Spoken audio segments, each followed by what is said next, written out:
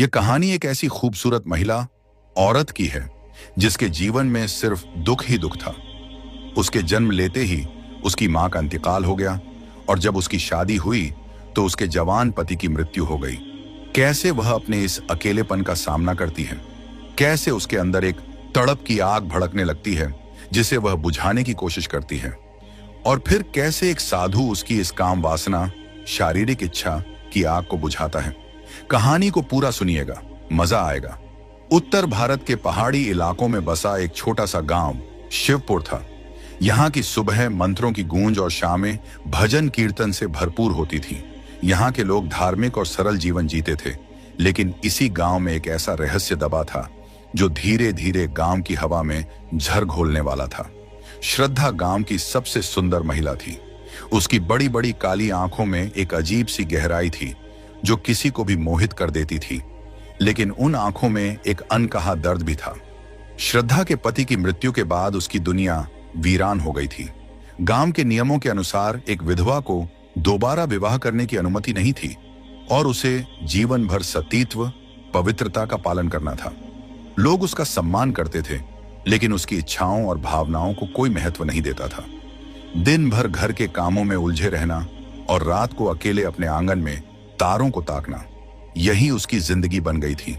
लेकिन वह किसी बदलाव की प्रतीक्षा कर रही थी। एक दिन गांव में साधु हरिहरनाथ का आगमन हुआ। वह लंबे मजबूत शरीर के व्यक्ति थे। उनकी घनी जटाएं, माथे पर चंदन और गहरी सम्मोहक आंखें किसी को भी प्रभावित कर सकती थीं। वह कहते थे कि उन्होंने हिमालय में वर्षों तक तपस्या की है और अब अपने ज्ञान से लोगों का उद्धार करना चाहते हैं। गांव वालों ने उन्हें सम्मान पूर्वक गांव के मंदिर में ठहरा दिया। उनके प्रवचन सुनने के लिए लोग दूर दूर से आने लगे। धीरे धीरे उनका प्रभाव पूरे गांव में फैलने लगा। वह कभी किसी बीमार को ठीक करते तो कभी किसी की किस्मत बदलने की बातें करते। लोग उन्हें दिव्य पुरुष मानने लगे। श्रद्धा भी साधु के प्रवचनों में सम्मिलित होने लगी। एक दिन जब मंदिर में बहुत कम लोग थे, श्रद्धा ने साधु से पूछा, महाराज, क्या मेरी भी कोई पहचान है या मैं बस एक विधवा बनकर रह जाऊंगी? साधु ने उसकी आंखों में झांका और मुस्कुराकर कहा, हर आत्मा की अपनी एक यात्रा होती है। तुम भी इस संसार में किसी उद्देश्य से आई हो। तुम्हें स्वयं को पहचानना होगा। श्रद्धा उसकी गहरी आवाज में खो गई। उसने पहली बार महसूस किया कि कोई उसे समझ रहा है। उस दिन के बाद वह रोज मंदिर आने लगी। धीरे धीरे साधु की बातें उसके दिल को छूने लगी। कुछ दिनों बाद गांव में कुछ अजीब घटनाएं होने लगी। रात में मंदिर से अजीब अजीब आवाजें आने लगी। कुछ लोगों ने दावा किया कि उन्होंने मंदिर के पीछे किसी स्त्री की परछाई देखी थी। कुछ गांव वाले यह भी कहते कि साधु के आते ही कुछ लोगों के घरों में अजीब घटनाएं होने लगी थी। पानी अपने आप बहने लगता, दिए अपने आप बुझ जाते और कुत्ते अजीब तरह से रोने लगते। धीरे धीरे कुछ लोगों को संदेह होने लगा कि साधु महाराज केवल आध्यात्मिक शक्ति के लिए नहीं, बल्कि किसी और कारण से यहाँ आए हैं। श्रद्धा के जीवन का खालीपन उसे हर समय बेचैन करने लगा। वह बहुत कोशिश करती थी कि अपने अंदर की इस आग पर काबू पाए, लेकिन उसका दिल उसे यह अनुमति नहीं देता था। एक रात जब बारिश हो रही थी, श्रद्धा गांव से कुछ दूर वाले आश्रम के बाहर भीगी हुई खड़ी थी। उसके कपड़े जल पानी में तरबतर थे। साधु ने उसे देखा और भीतर एक अजीब सा आकर्षण महसूस किया। भीगने से ठंड लग जाएगी, चलो अंदर। श्रद्धा कांप रही थी, लेकिन यह ठंड से ज्यादा किसी और चीज की वजह से था। जैसे ही साधु ने उसके कंधे पर शॉल डाली, उनका हाथ श्रद्धा के गीले चेहरे पर टिक गया। उनकी आंखें मिली और कुछ पलों के लिए समय जैसे रुक गया। क्या मैं गलत कर रही हूं? श्रद्धा ने धीरे से पूछा। साधु ने उसकी आंखों में देखा। आत्मा की पुकार कभी गलत नहीं होती। उस क्षण में वे दोनों अपने सारे बंधनों को भूल गए। साधु का हाथ धीरे धीरे श्रद्धा के गालों पर फिसलने लगा और श्रद्धा ने अपनी आंखें बंद कर ली। बाहर बारिश तेज हो रही थी और अंदर एक और तूफान जन्म ले रहा था।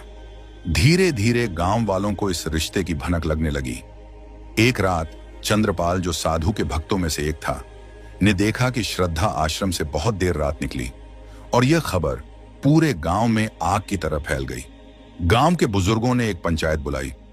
श्रद्धा, क्या यह सच है कि तुम्हारा साधु महाराज से कोई संबंध है? श्रद्धा ने सिर झुका लिया। उसकी आंखों में आंसू थे। साधु ने आगे बढ़कर कहा, यह सच है, लेकिन यह प्रेम है, कोई पाप नहीं। गांव में हलचल मच गई। कुछ लोग साधु को गुनहगार मान रहे थे तो कुछ लोग श्रद्धा को दोषी ठहरा रहे थे। पंचायत ने फैसला सुनाया कि साधु को गांव से निकाल दिया जाए और श्रद्धा को प्रायश्चित कफारा करना होगा। साधु को जबरदस्ती गांव से बाहर भेज दिया गया। श्रद्धा का दिल टूट गया। उसकी सांसें जोर जोर से चलने लगीं और वह हिचकियां लेकर रोने लगी। ऐसा महसूस होने लगा कि जैसे उसके शरीर से उसकी आत्मा ही निकल रही है। वह सरपंच के सामने हाथ जोड़कर गिड़गिड़ाने लगी, लेकिन सभा ने अपना निर्णय नहीं बदला। अब वह अकेली मंदिर में बैठी रहती, उसी जगह जहां उन्होंने पहली बार एक दूसरे को समझा था।